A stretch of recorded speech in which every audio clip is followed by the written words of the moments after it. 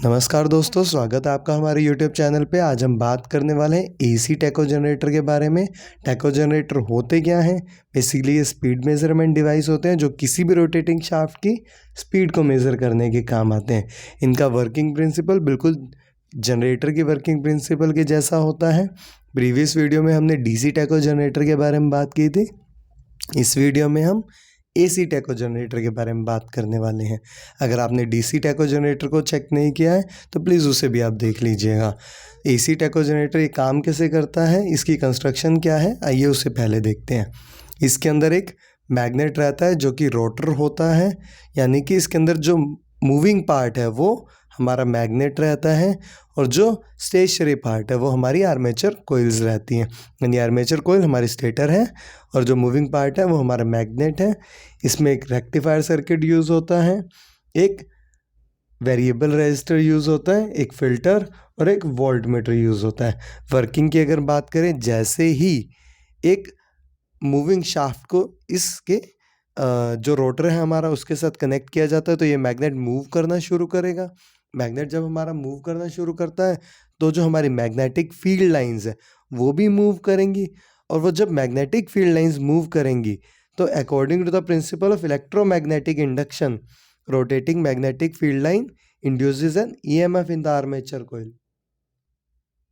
यानी कि जो हमारी मूविंग मैग्नेटिक फील्ड लाइंस हैं, इस जो आर्मेचर कोइल्स हैं इसके अंदर ईएमएफ जनरेट करेंगी, और उस ईएमएफ जो जनरेट हो रहा है उसकी वजह से यहाँ वोल्टेज जनरेट होगी, जिसको हमारा रेक्टिफायर जो सर्किट है वो एसी को डीसी में कन्वर्ट करेगा। ये जो रेजिस्टर है हमारा, रेजिस्टर का काम क्या है, जब भी करंट है उसको कंट्रोल करके रखता है। फिल्टर आगे हमारा फिल्ट्रेशन के काम आएगा, क्योंकि ये आगे पल्सेटिंग डीसी के अंदर कन्वर्ट करेगा हमारे सिग्नल को, जिससे हम वोल्ट मीटर की मदद से रीड आउट कर सकते हैं। तो बहुत ही सिंपल वर्किंग है। ये जब जैसे ही शाफ्ट हमारे रोटर के साथ कनेक्ट हुई तो हमारा रोटर ने मूव करना शुरू किया। रोटर ने मूव किया क्योंकि ये मैग्नेट है, मैग्नेट की अपनी मैग्नेटिक फील्ड लाइंस रहेंगी, वो मूव करना शुरू करेंगी।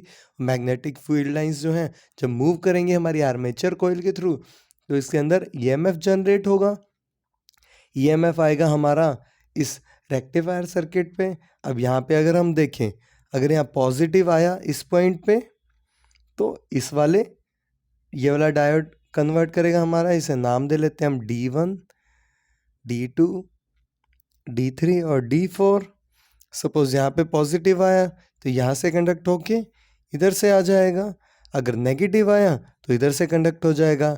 अब यही अगर यह बात करें, पॉजिटिव आया तो D2 कनेक्ट करेगा, नेगेटिव आया तो D3 कनेक्ट करेगा। यानी हर केस के अंदर इस रेक्टिफायर के अंदर D1 यहाँ पे पॉजिटिव सिग्नल रहेगा हमारा और यहाँ पे नेगेटिव सिग्नल रहेगा, तो जो कि हमारा आगे इस कैपेसिटर से फिल्टर होके हमारे वोल्टमीटर की तरफ आएगा।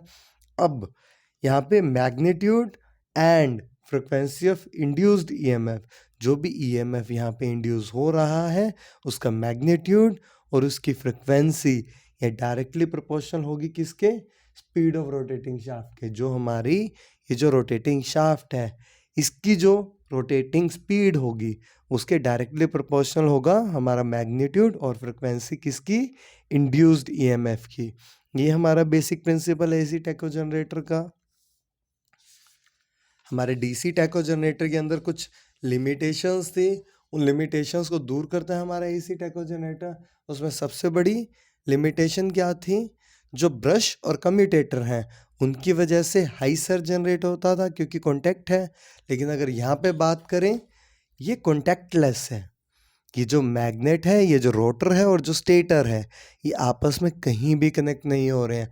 क्योंकि आपस में कनेक्ट नहीं हो रहे हैं तो इस वजह से इसमें सर्ज भी जनरेट नहीं होगा, इसमें किसी तरह का फ्रिक्शन नहीं होगा तो सर्ज भी जनरेट नहीं होगा, जो कि हमारे डीसी टैको जनरेटर की सबसे बड़ी लिमिटेशन थी। और वो लिमिटेशन हमारी एसी टैको जनरेटर के अंदर नहीं है।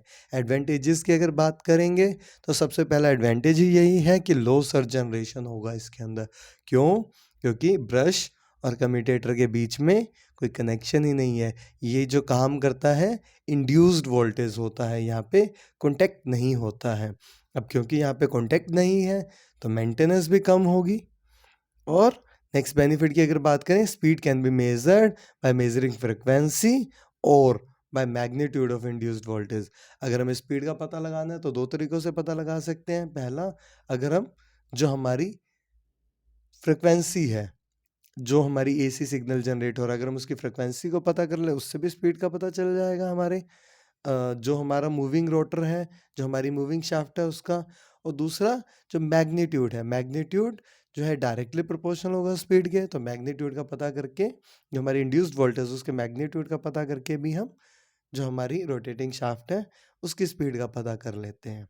लिमिटेशंस की अगर बात करें तो सबसे बड़ा लिमिटेशन यही है कि लो स्पीड के ऊपर जो आउटपुट वोल्टेज है और जो फ्रिक्वेंसी है वो बहुत ही लो होता है, जिसे मेज़र करना काफ़ी डिफ़िकल्ट रहता है एसी टैको जनरेटर के अंदर। तो ये इसकी एडवांटेजेस और लिमिटेशंस हैं। ऐसे ही डीसी टैको जनरेटर की अपनी एडवांटेजेस और लिमिटेशंस हैं। इन दोनों पे बेस इनकी एप्लीकेशंस होती हैं। मेजर एप्लीकेशंस क्या हैं इनकी टैको जनरेटर्स की? सबसे बड़ी एप्लीकेशन इनकी है जहाँ भी हमें किसी भी रोटेटिंग पार्ट की स्पीड मेजर करनी होगी, वहाँ पे हम इन टैको जनरेटर्स का यूज़ कर सकते हैं।